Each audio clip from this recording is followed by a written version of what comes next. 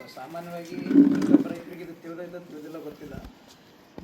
1914ರಿಂದ 18ರವರೆಗೆ ಒಂದನೇ ಮಹಾಯುದ್ಧ ಆಯಿತು ಈ ಪ್ರಪಂಚದ ಎಲ್ಲ ದೇಶಗಳ ಮೊದಲು. ಅದಾದ ನಂತರ 1939ರಿಂದ 45 ಅಂದರೆ 6 ವರ್ಷಗಳ ಕಾಲ ಇಡೀ ಪ್ರಪಂಚದಲ್ಲಿ ಎಲ್ಲ ದೇಶಗಳು ಕೂಡ ಎರಡನೇ ಮಹಾಯುದ್ಧ ಆಯಿತು. ಎರಡನೇ ಮಹಾಯುದ್ಧ ಟೈಮ್ನೊಳಗೆ ಸಾಕಷ್ಟು ಏನು ಈ ಒಂದು ವೆಪನ್ಗಳನ್ನ ಅಂದರೆ ರಾಕೆಟ್ಗಳನ್ನಾಗಿರ್ಬೋದು, ಈ ಥರ ಒಂದು ಯುದ್ಧಕ್ಕೆ ಬಳಸ್ತಕ್ಕಂಥ ಉಪಕರಣಗಳಾಗಿರ್ಬೋದು, ಈ ಒಂದು ದೇಶದಿಂದ ಇನ್ನೊಂದು ದೇಶದಿಂದ ಇನ್ನೊಂದು ದೇಶದೊಳಗೆ ಯುದ್ಧಗಳು ಮಾಡೋ ಟೈಮ್ನೊಳಗೆ ಅಲ್ಲಿ ಏನು ವೆಪನ್ಗಳು ಬೀಳ್ತಿದ್ವು ಆ ಒಂದು ಮದ್ದು ಗುಂಡುಗಳು ರೈತರ ಹೊಲಗಳಿಗೂ ಬಿದ್ದಿದ್ವು. ಸೊ ರೈತರ ಹೊಲಗಳಿಗೆ ಬಿದ್ದ ಮೇಲೆ ಯಾವ ಮಹಾಯುದ್ಧ ಮುಗಿತು, ಮಹಾಯುದ್ಧ ಮುಗಿದ ನಂತರ ರೈತರ ಹೊಲದಲ್ಲಿ ಬಿದ್ದಿರ್ತಕ್ಕಂಥ ಜಾಗದಲ್ಲಿ ಯಥೇಚ್ಛವಾಗಿ ಬೆಳೆ ಚೆನ್ನಾಗಿ ಬರೋಕ್ಕೆ ಸ್ಟಾರ್ಟ್ ಆಯಿತು.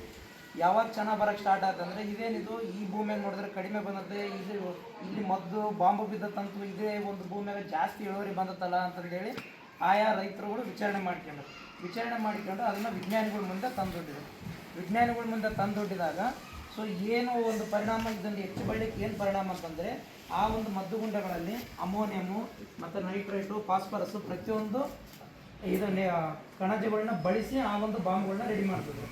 ಅಂದರೆ ಅವಾಗ ಅಲ್ಲಿವರೆಗೂ ಒಬ್ಬ ವಿಜ್ಞಾನಿಗಳಿಗೆ ಗೊತ್ತಿದ್ದಿಲ್ಲ ಇದನ್ನು ಕೇವಲ ಯುದ್ಧೋಪಕರಣಗಳಿಗೆ ಬಳಸ್ತಕ್ಕಂಥ ಒಂದು ವಸ್ತುಗಳಲ್ಲ, ಇದರಿಂದ ನಾವು ತಕ್ಕ ಮಟ್ಟಿಗೆ ಹಾಕೋದ್ರಿಂದ ಬೆಳೆನೂ ಕೂಡ ಒಳ್ಳೆಯ ಇಳುವರಿ ತರ್ಬೋದು ಅಂತಕ್ಕಂಥ ವಿಚಾರ ಅವತ್ತಿನ ದಿನ ರಸಗೊಬ್ಬರ ಮಾಡ್ತಕ್ಕಂಥ ವ್ಯಕ್ತಿಗಳು ಆಗ ಸಂಶೋಧನೆ ಮಾಡ್ತಕ್ಕಂಥ ಪ್ರತಿಯೊಬ್ಬ ವಿಜ್ಞಾನಿಗಳು ಗೊತ್ತಾಯಿತು.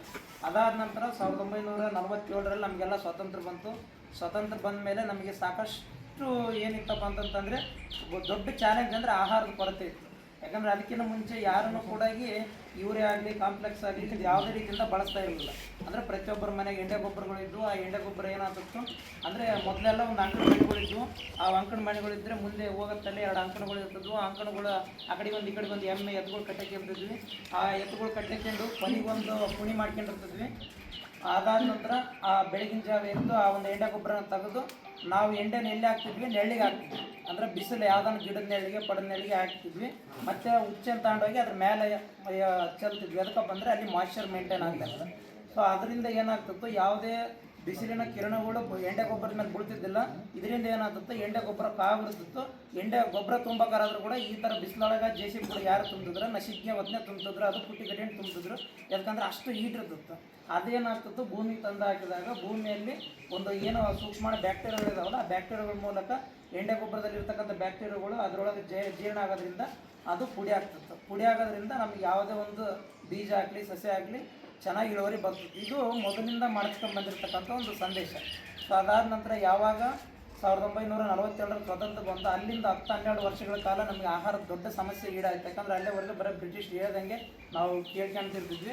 ಅದಾದ ನಂತರ ಸ್ವಾವಲಂಬಿಗಳಾದಮೇಲೆ ಸೊ ಇಡೀ ಭಾರತ ದೇಶಕ್ಕೆ ನಾವೇನಾದರೂ ಹೆಚ್ಚಿನ ಆಹಾರ ತಗೋಬೇಕಪ್ಪ ಅಂತ ಹೇಳಿದ್ರೆ ಹೈಬ್ರಿಡ್ ತಳಿಗಳಿಗೆ ಹೋಗ್ಬೇಕಪ್ಪ ಅಂತಂದರೆ ಯೂರಿಯಾ ಕಾಂಪ್ಲೆಕ್ಸ್ ಗೊಬ್ಬರಗಳನ್ನ ಈ ಏನು ಬೆಳೆ ಬಿದ್ದಿರ್ತಕ್ಕಂಥ ಜಾಗದಲ್ಲಿ ಯಥೇಚ್ಛವಾಗಿ ಬಂತು ಅದ್ರ ಮೂಲಕ ನಾವು ಹೋಗ್ಬೇಕಂತಂದೇಳಿ ಡಾಕ್ಟರ್ MM ಸ್ವಾಮಿನಾಥನ್ ಅಂತಕ್ಕಂಥ ಒಬ್ಬ ವ್ಯಕ್ತಿ ಕಡೆಯಿಂದ 1970ರಲ್ಲಿ ಹಸಿರು ಕ್ರಾಂತಿ ಅಂತಕ್ಕಂಥ ಒಂದು ಮುನ್ನೆಲೆಗೆ ತಂದು ಇಡೀ ಭಾರತದಾದ್ಯಂತ ಮೊದಲು ಪಂಜಾಬು ಮತ್ತು ಹರಿಯಾಣ ಈ 2 ರಾಜ್ಯಗಳಲ್ಲಿ ಯಥೇಚ್ಛವಾಗಿ ರಸಗೊಬ್ಬರಗಳನ್ನ ಹಾಕಕ್ಕೆ ಸ್ಟಾರ್ಟ್ ಮಾಡಿದ್ರು.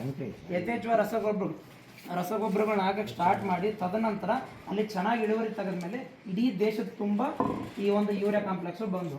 ಅಂದರೆ ಮುಂಚೆ ನಾವು ಎಂಡೆ ಗೊಬ್ಬರ ಹಾಕಿದ ಮೇಲೆ ಎಂಡೆ ಗೊಬ್ಬರದಲ್ಲಿ ಇರ್ತಕ್ಕಂಥ ಅಮೋನಿಯಂ ಕಂಟ್ರೇಟು ಭೂಮಿ ಬಿದ್ದ ಮೇಲೆ ನೈಟ್ರೇಟ್ ಆಗಿ ಏನು ಕನ್ವರ್ಟ್ ಆಗ್ತಿತ್ತು ಅದನ್ನೇ ಇವತ್ತೇನು ಮಾಡಿದ್ದಾರೆ, ಡೈರೆಕ್ಟಾಗಿ ಅಮೋನಿಯಂ ಕೊಡ್ತಾರೆ ಯೂರಿಯಾ ಪ್ಯಾಕೆಟ್ ಮೂಲಕ, DAP ಪ್ಯಾಕೆಟ್ ಮೂಲಕ.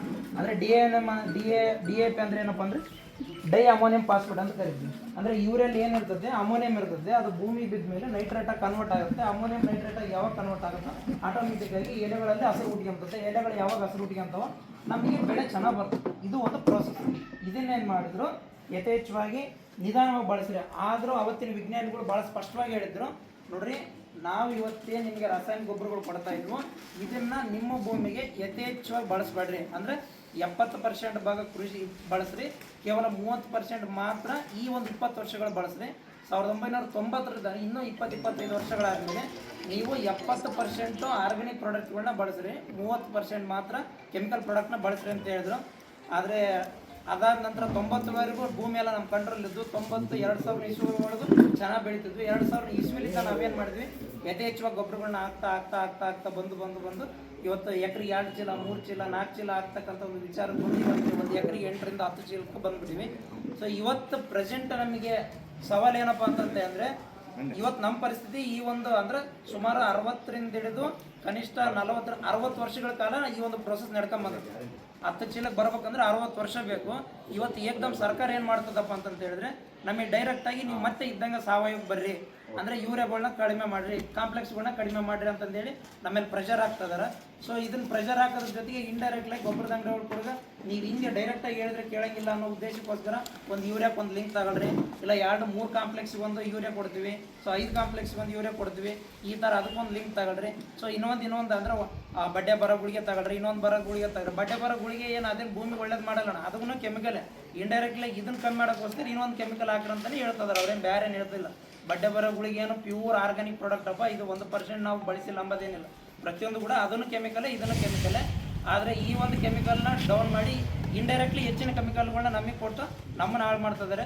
ಹಾಗಾಗಿ ಪ್ರತಿಯೊಬ್ಬರೂ ಕೂಡ ಈ ಒಂದು ನಮಗೆ ಪ್ರೆಸೆಂಟ್ ಇರೋ ಸವಾಲು ಏನಪ್ಪ ಅಂತಂತ ಹೇಳಿದ್ರೆ ಎಲ್ಲ ರೈತರಿಗೂ ಕೂಡ ಲಿಂಕ್ ಇಲ್ಲದೆ ಕೊಡಬೇಕು. ಸೊ ಅವ್ರು ಹೇಳ್ತಕ್ಕಂಥ ಅಂದರೆ ಕ್ಯಾನ್ಸರ್ ಬರ್ತದೆ ಅನ್ನೋ ವಿಚಾರ ಆಗಿರ್ಬೋದು, ಅಥವಾ ಈಗ ರಸಗೊಬ್ಬರಗಳನ್ನ ಕಡಿಮೆ ಮಾಡ್ತಕ್ಕಂಥ ವಿಚಾರ ಆಗಿರ್ಬೋದು, ಅದು ಕರೆಕ್ಟೇ. ಆದರೆ ಏಕ್ದಮ್ ಕಂಟ್ರೋಲ್ ಮಾಡ್ತಕ್ಕಂಥ ವಿಚಾರ ಯಾರಿಗೂ ಆಗೋದಿಲ್ಲ. ಹಂಗಾಗಿ ವರ್ಷಕ್ಕೆ ಇವತ್ತೇನು FID ಮಾಡಿದ್ದಾರೆ ಅಂದರೆ ಎಕರೆಗೆ 1 ಚೀಲ ಯೂರಿಯಾ ಕೊಡೋದಂತ ಹೇಳ್ತಿದ್ದಾರೆ, ಸಂತೋಷ.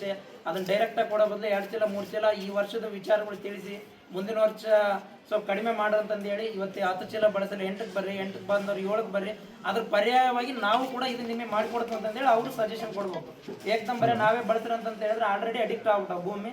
ಹೆಂಗೆ ಡೈರೆಕ್ಟಾಗಿ ಒಂದು 10 ಕುಡಿಯನಿಗೆ ಏಕ್ದಮ್ ಬುಡ ಅಂತ ಹೆಂಗೆ ಹೇಳೋಕ್ಕಾಗೋದಿಲ್ಲ, ದಿನ ಒಂದು ಅರ್ಧ ಕುಡಿಯಪ್ಪ 1 ಕುಡಿಯಪ್ಪ ಅಂತ ಹೆಂಗೆ ಸಾಮಾನ್ಯ ಭಾಷೆಗೆ ಹೇಳ್ತೀವೋ ಅದೇ ರೀತಿ 10 ಚೀಲ ಬಳಸ್ತಕ್ಕಂಥ ಒಂದು ಗೊಬ್ಬರ ಹೊಲಗಳಿಗೆ ಕೂಡ ನಾವು ಕೂಡ 8 ಚೀಲ ಬಳಸ್ರಿ 7 ಚೀಲ ಬಳಸ್ರಿ ಅಂತ ಹೇಳೋದಲ್ಲ, ನಾವು ಮಾಡಬೇಕಾಗಿದೆ. ಇವತ್ತು ಇಫ್ಕೋ ಕಂಪ್ನಿ ನ್ಯಾನೋ ಟೆಕ್ನಾಲಜಿ ಮೂಲಕ ಒಂದು ಯೂರಿಯಾ ಕಂಡಿಡ್ತಂದರೆ ಡೈರೆಕ್ಟಾಗಿ ಏನು ಕಂಡಿದ್ರೆ ನ್ಯಾನೋ ಯೂರಿಯಾ ಕಂಡಿಡ್ತು. ಅದೇ ರೀತಿಯಾಗಿ ನ್ಯಾನೋ ಫಾಸ್ಫರಸ್ ಕಂಡಿಡಲಿ, ನ್ಯಾನೋ ಕಾಂಪ್ಲೆಕ್ಸ್, ನ್ಯಾನೋ ಒಂದು ರಂಜಕ ಕಂಡಿಡಲಿ, ಅದಾದ ನಂತರ ನ್ಯಾನೋ ಪಟಾಸ್ ಕಂಡಿಡಲಿ, ಪ್ರತಿಯೊಂದನ್ನ ಅಡ್ವಾನ್ಸಾಗಿ ಕಂಡಿಡಲಿ. ಅದಾದ ನಂತರ 50 kg ಹೊತ್ಕೊಂಡು ಹೋಗಿ ನಾವು ಬಂಡಿ ಕಟ್ಕೊಂಡು ಹೋಗಿ ಹಾಕೋದು ತಪ್ತದೆ, ಡೈರೆಕ್ಟಾಗಿ ಸ್ಪ್ರೇ ಮಾಡೋಕ್ಕೆ ಸ್ಟಾರ್ಟ್ ಆಗ್ತೀವಿ. ಅಂದರೆ ಅವರು ನಮಗೆ ಮಾಡಿ ಕೊಡದೇ ವಿನಃ ಏಕ್ದಮ್ ನೀವೇ ಮಾಡಿರಿ ಅಂತಂತಂದರೆ ಭಾಳ ಒಂದು ಸಮಸ್ಯೆಗೀಡಾಗ್ತೀವಿ. ಹಂಗಾಗಿ ಡೈರೆಕ್ಟಾಗಿ ರೈತರಿಗೆ ಈ ಒಂದು ಸಮಸ್ಯೆಗಳು ಯಥೇಚ್ಛವಾಗಿ ಕೊಡಬಾರ್ದು ಅಂತ ಹೇಳ್ತಾ, ಸೊ ಲಿಂಕ್ಗಳನ್ನ ತಪ್ಪಿಸ್ಬೇಕಂತಂದೇಳಿ ಪ್ರತಿಯೊಬ್ಬರಿಗೂ ಈ ಮೂಲಕ ಮನವಿ ಮಾಡ್ತಾ ನಾನು 2 ಮಾತು ಮುಗಿಸ್ತಾ ಇದ್ದೀನಿ. ಜೈ ಹಿಂದ್.